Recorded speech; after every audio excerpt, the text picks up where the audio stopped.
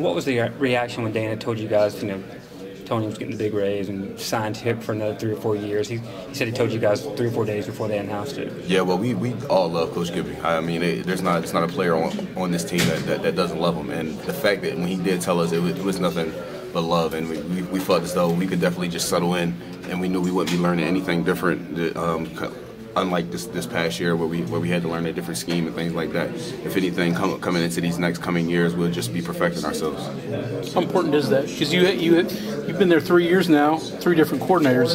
That has to be a little difficult. I've only been here 2 years. I'm sorry, that's right. 2 freshmen. Yeah, and, right. Yeah. I mean, it was different. I mean, switching back and forth. But I mean, Coach Gibby, he's definitely our guy, and we all feel the same way. All the players that play under him, and we want to do nothing but make him great and make ourselves better. It may sound silly and simplistic, but the difference in being in a bowl game this year versus sitting home and not practicing last December. If anything, it's just the difference between our families. I mean, our families they hated to see us go, but at the same time, we had business to take care of. I just got to your huddle, so some of these questions may be recycled. But Spav talked about you. He recruited you. Have you seen him yet since you guys have been here? How much are you looking forward to reuniting? I actually just seen him when we were getting out of the car. He was walking out of the hotel. So, I mean, it was nice to see him.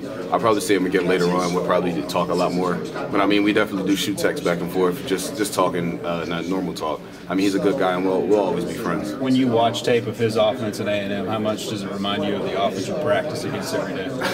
It's like looking in the mirror, kind of. I mean, our offense does a little bit more just because they want to switch it up on us because they know that we begin to catch on. But at the end of the day, it's quite the same. But I mean, going out there on game day, they could switch it up on us and we would never know. So whose advantage is that? Y'all's familiarity with Jake, or him knowing most of the personnel on offense and defense, for that matter? I honestly couldn't tell you because I don't know if he's ever played against this type of defense that we have under Coach Gibson.